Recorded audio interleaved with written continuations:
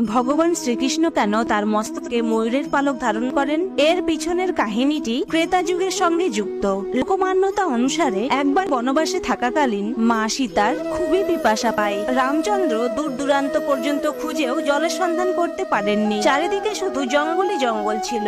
এরপর রামচন্দ্র মাতা প্রকৃতির শরণাপন্ন হন আর প্রার্থনা করেন, হে দেবী, আশেপাশে যেখানে জল আছে সেখানে পৌঁছানোর মার্গদর্শন করুন। তখন সেখানে একটি ময়ূর আসে। ময়ূরটি রামচন্দ্রকে বলে, জল পাশেই আছে, কিন্তু আপনি পথভ্রষ্ট হতে পারেন। আপনি আমাকে লক্ষ্য করে আসুন। পথে আমি আমার একটি একটি করে পালক ফেলতে ফেলতে যাব।